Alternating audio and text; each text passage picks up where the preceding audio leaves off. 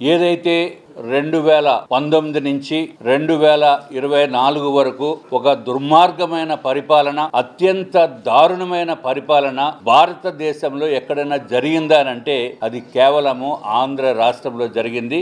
జగన్మోహన్ రెడ్డి గారు నేతృత్వంలో జరిగిందని చెప్పడానికి ఏమాత్రం సందేహం లేదు. ఇదివరకు ఐటీ కంపెనీస్ వాళ్ళు ఋషికొండలో ఐటీ పార్క్లో ఏదైతే కంపెనీస్ స్టార్ట్ చేసిన తర్వాత బయటికి పంపించేసిన ఘనత కూడా ఆనాటి ముఖ్యమంత్రి వర్యులు జగన్మోహన్ రెడ్డి గారిది. వారి పరిపాలన విధానంతో అక్కడికి ఏదైతే స్టార్టప్ కంపెనీస్ని కూడా బయటికి పంపించేసిన ఘనత ఆయన ఒక్కళ్ళకే దక్కుతుంది. ఈ భారతదేశంలో అత్యంత దారుణమైన పనులు చేసిన వ్యక్తి జగన్మోహన్ రెడ్డి గారు. ఎగ్జాంపుల్, డిస్ట్రక్షన్ తప్ప ఒక పాజిటివ్ యాటిట్యూడ్ తోటి ఆంధ్ర రాష్ట్రానికి, ఆంధ్ర రాష్ట్ర ప్రజలకి మంచి చేద్దామనే ఉద్దేశము ఆయన పరిపాలన 5 సంవత్సరాల్లో కూడా ఎక్కడా కూడా కనపడలేదు.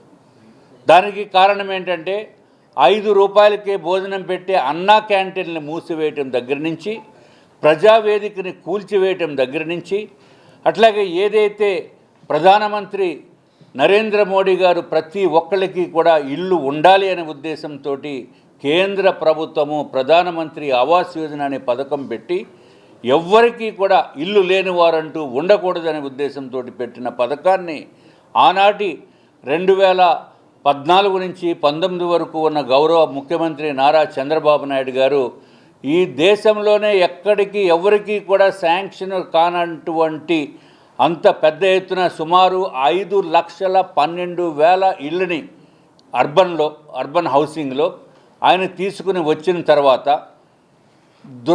దుర్మార్గమైన జగన్మోహన్ రెడ్డి గారు ఇల్లు నిర్మాణంలోనే ఆఫ్ చేసేసి సుమారు 2.5 లక్షల ఇల్లుని క్యాన్సిల్ చేసిన ఘనత కూడా జగన్మోహన్ రెడ్డి గారిది.